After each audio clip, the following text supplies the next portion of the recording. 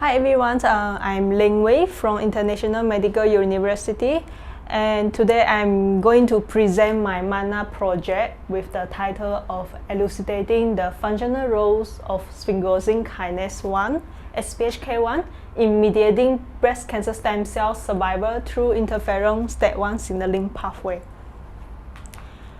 So basically, what is sphingosine kinase, SPHK1?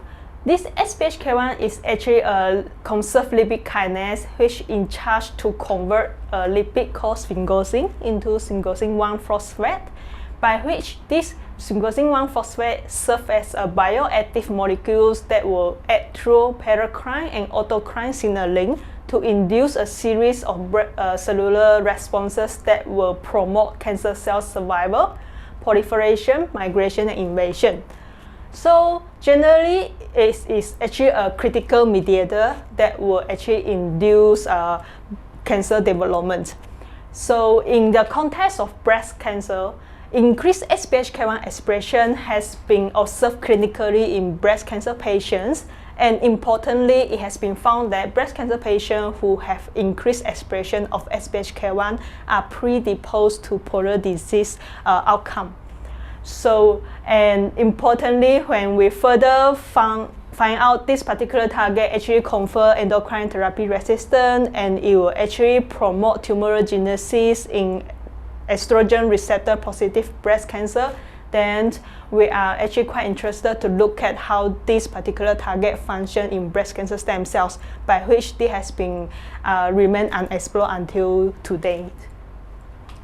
So interestingly, our preliminary studies, we have conducted a very comprehensive kinome and chemical library screens, and we managed to identify SPHK1 as a potential regulator that drives the survival of breast cancer stem cells.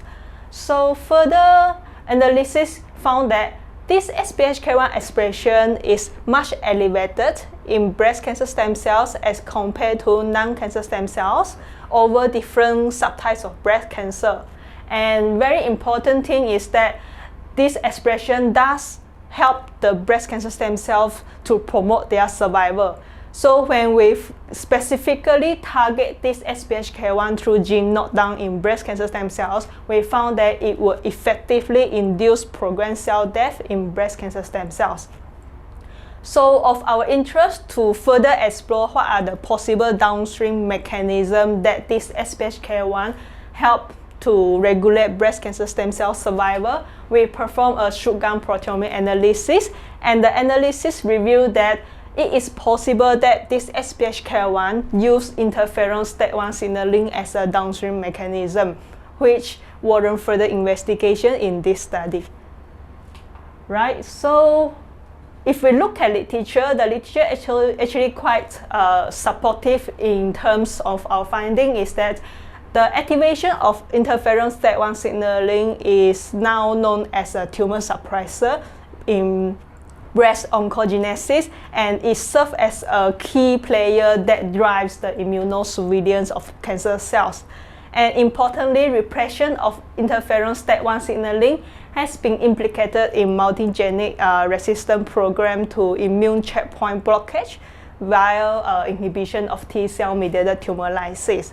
So taken together literature with our preliminary data, we hypothesize that inhibition of SPHK1 will lead to the activation of tumor suppressor function of STAT1 interferon signaling, and in turn, it will induce tumor-specific cell death and help to sensitize breast cancer stem cells towards T-cell mediated cytotoxicity. So to address this hypothesis, this study will embark with this specific objective, by which in this study we aim to validate whether the apoptotic effect of SPHK1 depletion is mediated through activation of STAT1 through a gene reconstitution strategy in breast cancer stem cells.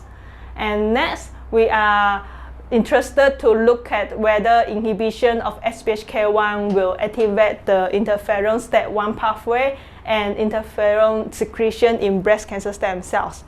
And in the last part of the research, we are interested to look at the immunology of the breast cancer stem cells, by which we wanted to determine whether inhibition of SPHK1 will sensitize breast cancer stem cells towards T-cell mediated cytotoxicity.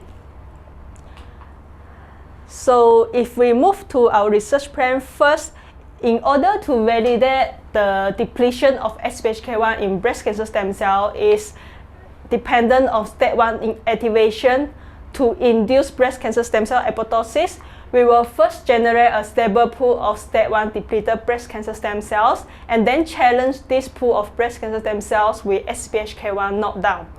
So if the STAT1 depletion will abrogate the apoptosis induced by SPHK1 knockdown in breast cancer stem cells, then it means that this SPHK1 functions to regulate breast cancer stem cell survival in a STAT1 dependent mechanism. If no, then it means that the presence of STAT1 is actually not mandatory for SPHK1 to be functioned in breast cancer stem cell. And next, for the interferon signaling in STAT1 mediated regulations in breast cancer stem cells, then we wonder if depletion of SPHK1 in breast cancer stem cell will actually activate interferons and secretions, and also then to induce the breast cancer stem cells apoptosis. So to address this one, we are trying to induce specific SPHK1 inhibition in breast cancer stem cells, followed by assessment of interferon pathway activity and interferon secretion using reporter assay, Western blot, and ELISA.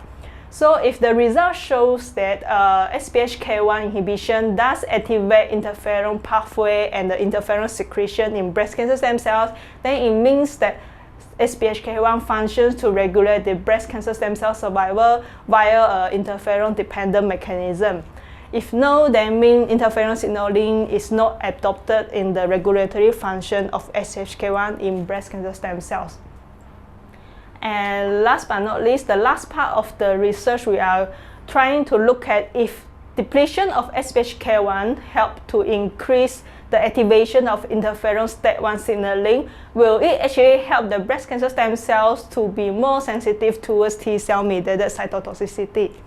So to address this, we are going to challenge the breast cancer stem cells with activated cytotoxic T cells alone or in combination with SPHK1 inhibitors. Then we will perform a combination analysis to analyze and evaluate the interaction between the T cell together with the SPHK1 inhibitors. So if, let's say, the SPHK1 inhibitors does potentiate the T-cell mediated cytotoxicity in breast cancer stem cells, then targeting SPHK1 might be used in future to sensitize breast cancer stem cell towards T-cell mediated tumor lysis in near future. Right. So this project is a 2 years project with this major milestone consisting completion of validations of STAT1 dependency in SPHK1 mediated breast cancer stem cell survival. The next is we aim to complete the investigation of the effects of SPHK1 inhibition on interferon pathway activities in breast cancer stem cells. And the last part will be the combination studies between SPHK1 inhibitors and the activated CTL in breast cancer stem cells. So the total amount approved for this project is 30,000. So to this end, it is anticipated that this project, by elucidating the novel regulatory mechanism between SPHK1 and interferon STAT1 signaling in breast cancer stem cells, will help us to provide better insight on the cancer stem cell driven oncogenesis and determine whether in near future if we are able to target SPHK1 interferon STAT1 pathway as a therapeutic strategy to tackle the refractory breast cancer. Particularly in this cancer, there are a lot of cancer stem cells enriched in the breast tumor. So these are my references. And before I end my presentation, I would like to take this opportunity to thank MAKNA for opening and providing this research opportunity and grant.